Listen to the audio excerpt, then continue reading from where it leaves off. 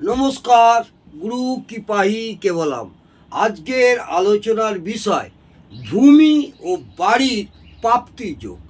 অনেক জাতক জাতিকারা আসেন, এসে বলেন দেখুন তো আমার হাতে বাড়ি আছে কিনা, আমার কোনো জমি জমা হবে কিনা। তখন আপনাদের বাচ্চার অ্যানালিসিস করে দেখবেন তাদের রিয়েলি তাদের ভূমি এবং বাড়ি প্রাপ্তি যোগ আছে কিনা।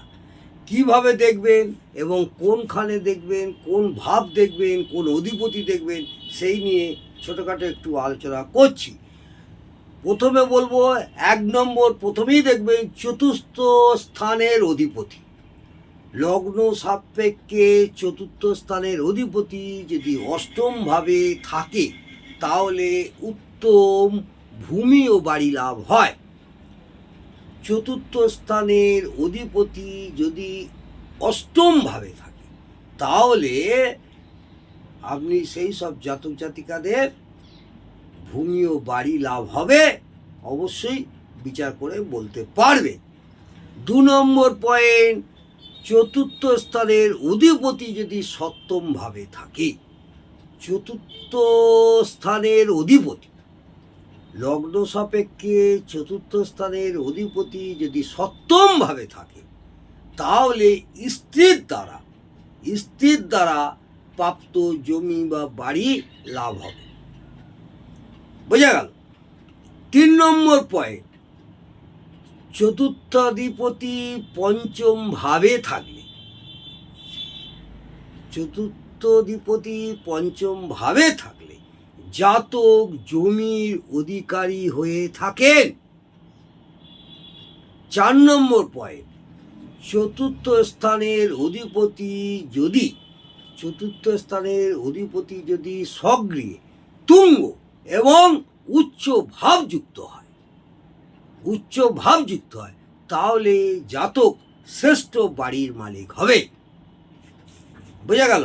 আবার বলি 4 নম্বর পয়েন্ট, আবার বলি, চতুর্থ স্থানের অধিপতি যদি স্বগৃহে, নিজের ঘরে আর কি, তুঙ্গ এবং উচ্চ ভাবযুক্ত হয় তাহলে জাতক শ্রেষ্ঠ বাড়ির মালিক হবেই হবে। 5 নম্বর পয়েন্ট, লগ্নাধিপতি এবং সপ্তমপতি যদি চতুর্থভাবে থাকে,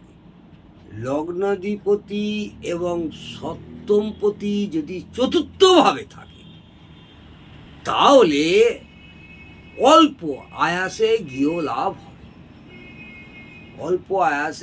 লাভ হবে। বোঝা গেল। এবং 6 নম্বর পয়েন্ট, চতুর্থপতি যদি দশমে থাকলেও শনির দ্বারা দিষ্ট হলে পুরনো বাড়ি লাভ হবে।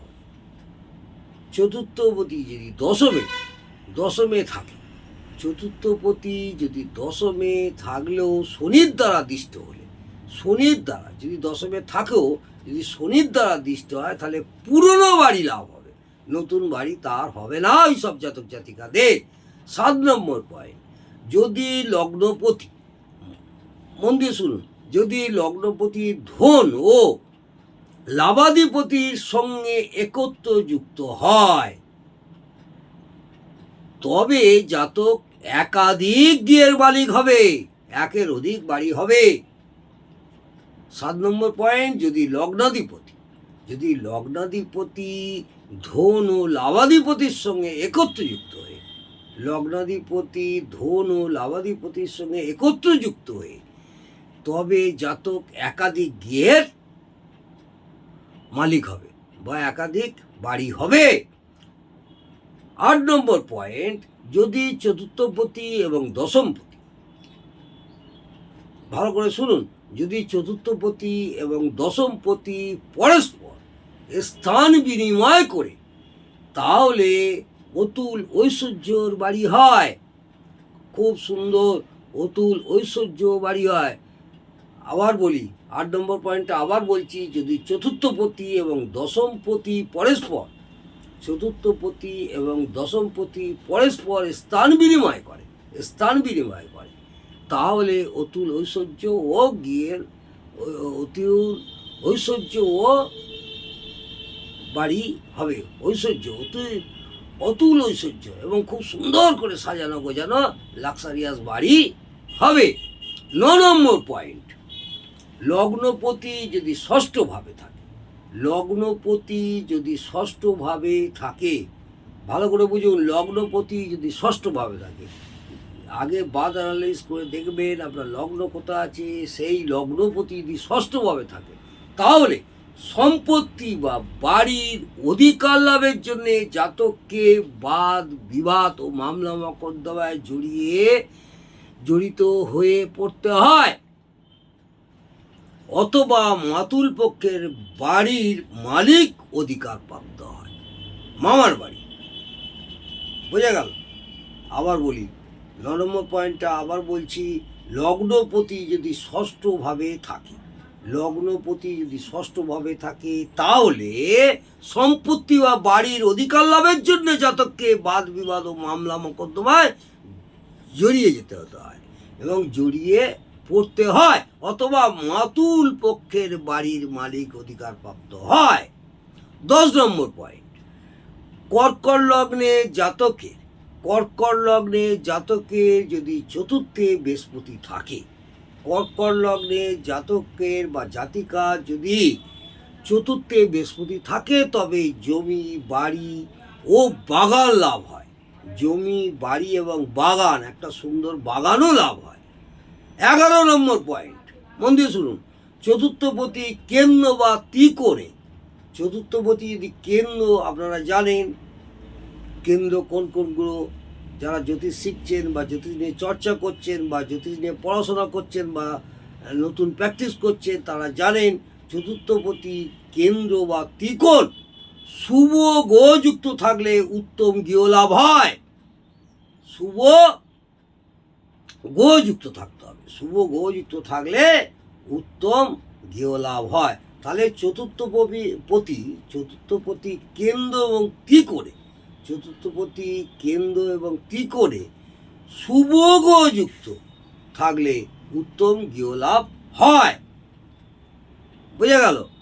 12 নম্বর পয়েন্ট, কেন্দ্র যদি নবমাধিপতি থাকে, কেন্দ্র যদি নবমাধিপতি থাকে এবং চতুর্থপতি যদি স্বক্ষেত্রে বা মূলতে করে থাকে তাহলে জাতক স্বল্প আয়াসে জমি বাড়ির মালিক হয়, জাতক স্বল্প আয়াসে জমি বাড়ির মালিক হয়।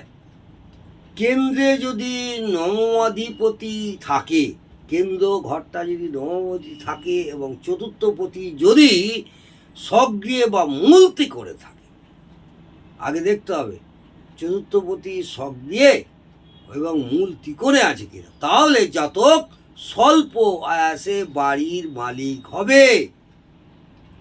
13 নম্বর পয়েন্ট, লগ্নাধিপতি ও সপ্তমপতি, লগ্নাধিপতি ও সপ্তমপতি যদি লগ্নে বা চতুর্থভাবে থাকে, লগ্নাধিপতি ও সপ্তমপতি, লগ্নাধিপতি ও সপ্তমপতি যদি লগ্নে বা চতুর্থভাবে থাকে এবং শুভ গ্রহের দৃষ্টিযুক্ত থাকে, শুভ গ্রহের দৃষ্টিযুক্ত থাকে তবে জাতকের নিশ্চিতভাবে গৃহপ্রাপ্তি হয়ে থাকে। একদম চোখ কান খুলে আপনি বিচার করে বলে দেবেন তাদের গৃহপ্রাপ্তি নিশ্চিতভাবে থাকবেই থাকবে। 14 নম্বর পয়েন্ট, চতুর্থপতি যদি চর রাশিতে, চতুর্থপতি যদি চর রাশিতে অর্থাৎ মেষ কর্কট তুলা ও মকর রাশিতে থাকে, চতুর্থপতি যদি চর রাশিতে অর্থাৎ মেষ কর্কট তুলা এবং মকর, এরা চর রাশি তো, এবং শুভ গ্রহযুক্ত দৃষ্ট হয়, শুভ গ্রহযুক্ত দৃষ্ট হয় তাহলে জাতকের বারবার গৃহের পরিবর্তন হেতু একাধিক গৃহে বাস করে। বোঝা গেল? চতুর্থপতি যদি চর রাশিতে অর্থাৎ মেষ কর্কট তুলা এবং মকর রাশিতে থাকে এবং শুভ গ্রহযুক্ত দৃষ্ট হয়, শুভ গ্রহযুক্ত দৃষ্ট হয় তাহলে জাতকের বারবার গৃহের পরিবর্তন হেতু একাধিক গৃহে বাস করে। 15 নম্বর পয়েন্ট, 15 নম্বর পয়েন্ট, চতুর্থপতি যদি স্থির রাশিতে থাকে, চতুর্থপতি যদি স্থির রাশিতে থাকে অর্থাৎ বৃষ, সিংহ, বৃশ্চিক বা কুম্ভ রাশিতে থাকে, তবে জাতকের স্থায়ী ভবনে বাস হয়। জাতকের স্থায়ী একটা বাসভবন হয় বা গৃহ হয়, একদম স্থায়ী। বোঝা গেল? চতুর্থপতি যদি স্থির রাশিতে থাকে, চতুর্থপতি যদি স্থির রাশি থাকে অর্থাৎ স্থির রাশি কোন কোন? বৃষ, সিংহ, বৃশ্চিক ও কুম্ভ থাকে, তাহলে তাদের স্থায়ী ভবনে বাস করে বা স্থায়ী একটা বাসগৃহ হয়। 16 নম্বর পয়েন্ট, যদি তৃতীয়পতি ও চতুর্থপতি একসঙ্গে থাকে, যদি তৃতীয়পতি এবং চতুর্থপতি একসঙ্গে থাকে, তাহলে ভাতার সাহায্যে জাতকের ভূমি লাভ হয়। 17 নম্বর পয়েন্ট, যদি চতুর্থ অধিপতি তৃতীয় স্থানে এবং তৃতীয়াধিপতি চতুর্থ স্থানে অবস্থান করে, তবে জাতকের সহোদরকে স্বীয় ভবনের অধিকার দেয়। আবার বলছি, যদি চতুর্থাধিপতি তৃতীয় স্থানে এবং তৃতীয়াধিপতি চতুর্থ স্থানে অবস্থান করে, তবে জাতকের সহোদরকে স্বীয় ভবনের অধিকার দেয়। বোঝা গেল? আজকে 1 থেকে 17টা পয়েন্ট বললাম, কিভাবে আপনারা বিচার করে জাতক জাতিকাদের বলবেন তাদের বাড়ি গৃহ হবে কিনা।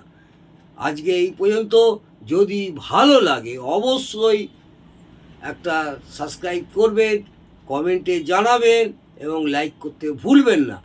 আগামী দিনে বাস্তুশাস্ত্র নিয়ে আরও সুন্দর সুন্দর আপনাদের কাছে আমি লাইভ করব, এবং যদি ভালো লাগে অবশ্যই কমেন্টে জানাবেন।